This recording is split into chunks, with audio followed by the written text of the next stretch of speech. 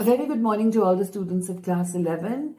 Today I move on to the second lesson from the Hornbill. That's a photograph written by Shirley Tilson. In olden days, actually, we had photographs framed and cardboard was actually used. And nowadays, of course, in the modern days, we have sleek photo frames. But in olden times, the cardboard was used and the picture was stuck onto it and preserved in that manner. I will read out the poem. The cardboard shows me how it was when the two girl cousins went paddling. The cardboard means over here the picture. It's a piece of cardboard which pertains to a piece of memory. It shows how it was. It's showing us something, a memory that was captured in the past. When the two girl cousins went paddling. Paddling has two meanings. One is to row a small boat using a paddle. And the other one also pertains that walking through shallow water. Each one holding one of my mother's hands. So there were two cousins and there was the poet's mother. So in totality, there were three girls present in that picture. And she, the big girl, the poet's mother, was the eldest of all, some 12 years or so. All three stood still to smile through their hair at the uncle with the camera. All three girls. They stood still. Stood still means they posed for the photograph which the uncle was going to take. Now there is a figure of speech used here. All three stood still to smile. And that is alliteration, the sound of S. S for stood, S for still, S for smile. So this is an alliteration. To smile through their hair. Through their hair means, it's very, very windy on a beach. So the hair was flying all over their face, and through the hair, they were trying to smile for the picture to be captured, to be taken. A sweet face, my mother's. So the poet recalls her mother's face at that time. It was a very sweet face. That was before I was born. Naturally, the poet's mother was only 12 years old when that photograph was taken. So she talks about the photograph being clicked before she was born. And the sea, which appears to have changed less, washed their terribly transient feet. And the sea here represents nature. And the sea, which appears to have changed less. Now, I would like you to underline the words changed, the sea which appears to have changed less. It's human beings who change in things. So here we have a figure of speech used, that's personification. Watch their terribly transient feet. Transient is temporary, very short-lived. And this talks about the brevity of life, the temporary nature of life as compared to nature. So we can say that nature is immortal, but human life is mortal, as life perishes. Now there is a figure of speech used here. In fact, we have two. Terribly transient feet. We have an alliteration with the sound ter. Terribly, then sound ter again for transient and t again for feet. Now, over here, the word feet, it's not only the feet that are transient, it's actually talking about life as a whole. So when we talk about life as a whole, the figure of speech used here is synecdoche. The spelling is SYNECDOCHE,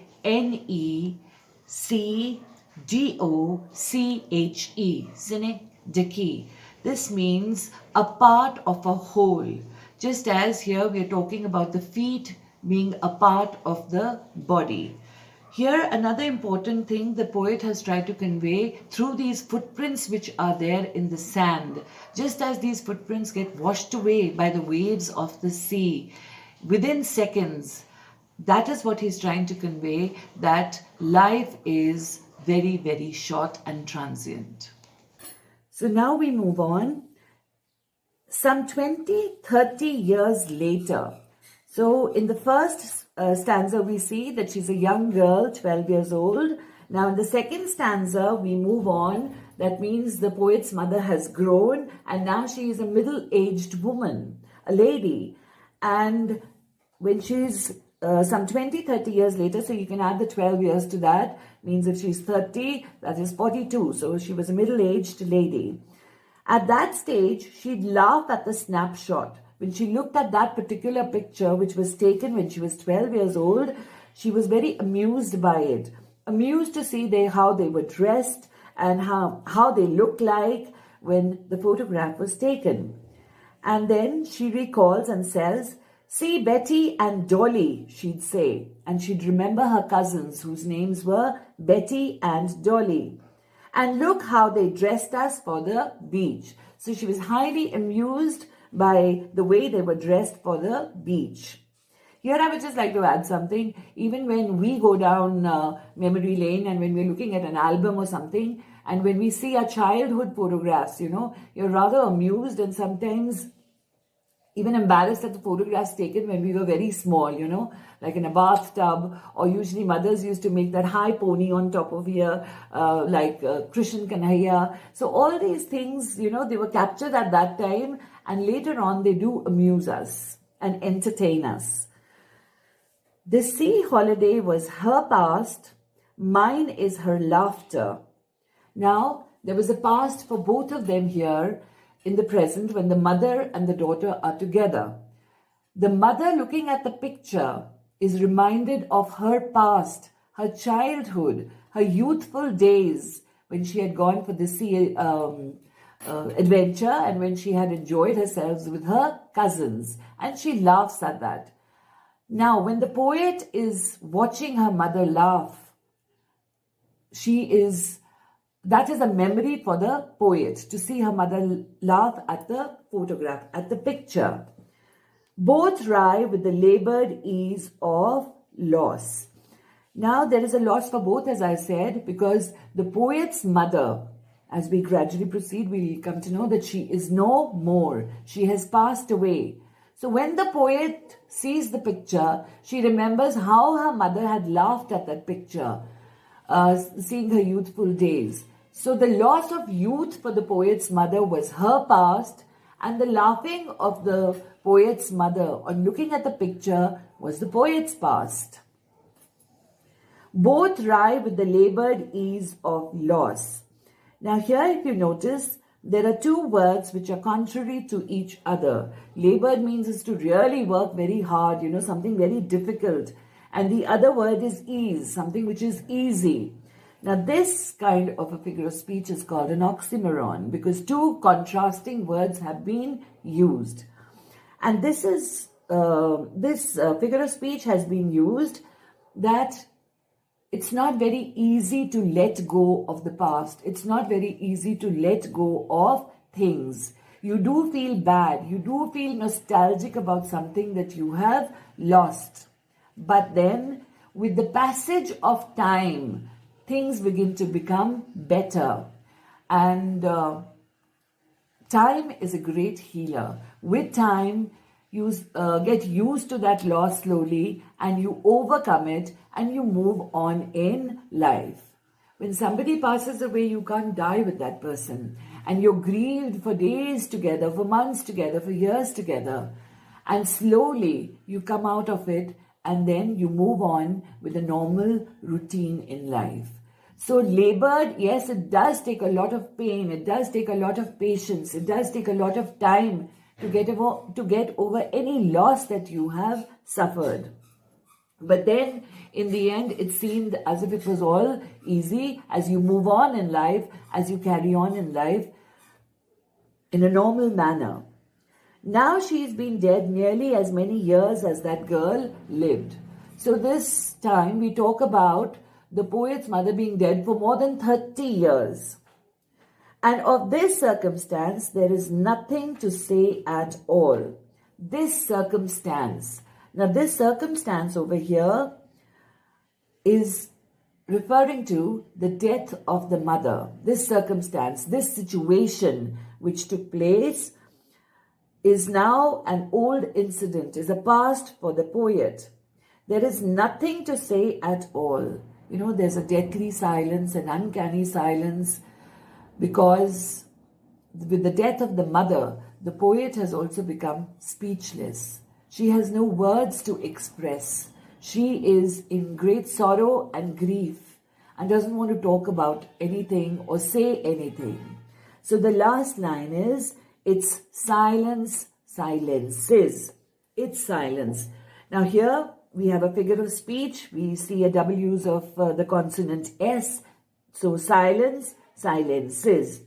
Now the first silence is used as a human trait. So that is a personification. A human trait, that's a personification. And otherwise it is an alliteration. It's silence. The circumstance, the situation, the death. So that silence silences everything else. Because now the poet's mother is dead. So, I'm sorry I missed out on one figure of speech in the first line.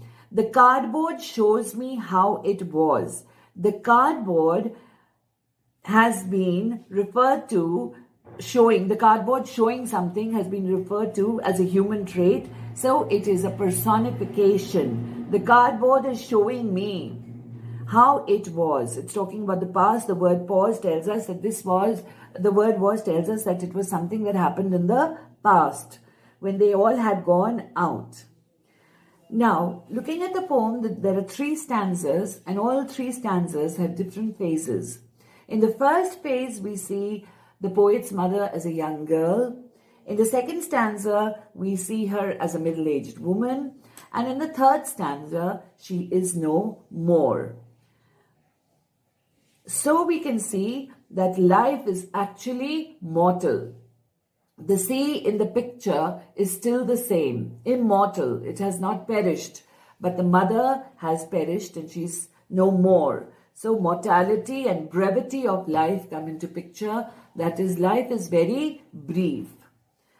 Okay, now we look at the title of the poem, that is a photograph. Is it justified or not?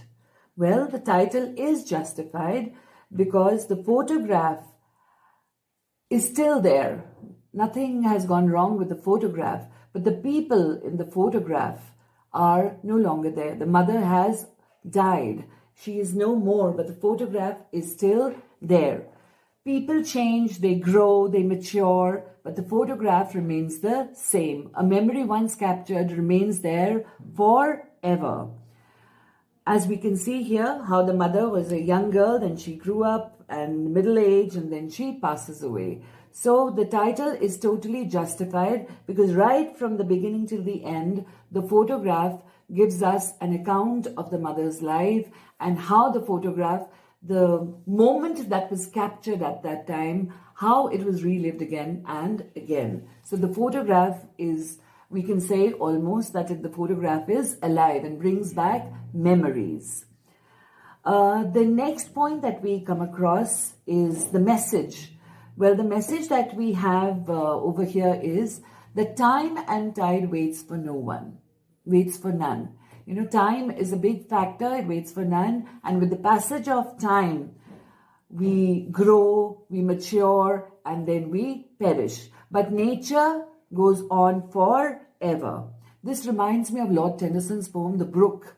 Men may come and men may go, but I go on forever. With that, we come to the end of the poem. I hope you've been able to understand. From your text, the first question is, what does the word cardboard denote in the poem? And why has this word been used? Now, cardboard is, as I told you, we usually say a piece of cardboard. So it is a piece of memory. And why has this word been used? As I told you earlier, cardboard was used, but here it can also imply that it is a very old picture, so an old piece of cardboard. What has the camera captured? The camera has captured the three young ladies, the poet's mother in the center, with the two cousins holding hands on either side.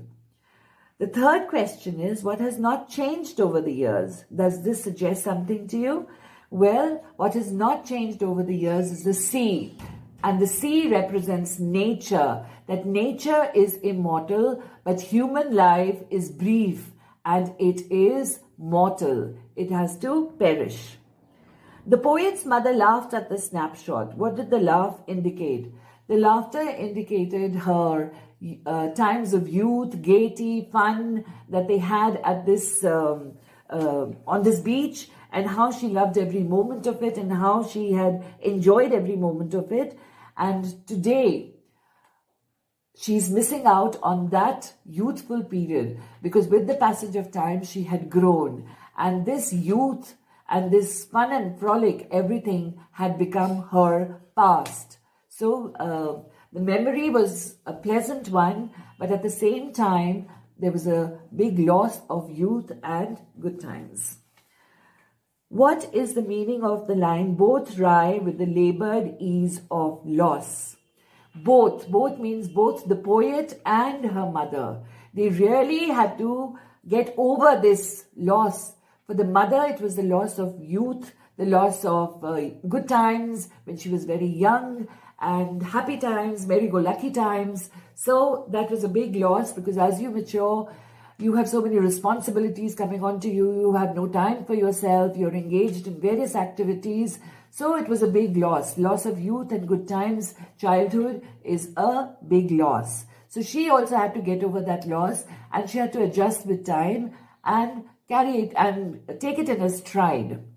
For the poet, when the mother laughed at the picture, and that memory was very much alive in her mind because she used to remember her mother laughing, and all these memories haunt you and come back to you when you are sad, when you are depressed. And as you go down memory lane, there are certain things that really refresh you. So it was very hard for her to bear the loss of her mother. So both had labored, but then finally one has to tide over situations and one has to move on in life. That is what both labored with the ease of loss. So there were losses for both of them and they both overcame these losses. What does this circumstance refer to? This circumstance refers to the death of the mother, the situation that had come when the poet's mother passed away. It was a sad moment, and the vacuum that was created in the poet's life, the void that was created in the poet's life, it was a huge one, irreparable loss. But then time and tide waits for none, and then also we can say that time again is a great healer. It comes to our rescue and we do overcome situations. The three stanzas depict three different phases. What are they? I've already told you. The first one is the youth of the poet's mother when she was a young girl, when they went out on the sea holiday. And the second stanza talks about her maturing, becoming a middle-aged lady. And the third stanza talks about the mother being no more, perishing. So with that, we come to the end of the explanation. Thank you so much for watching.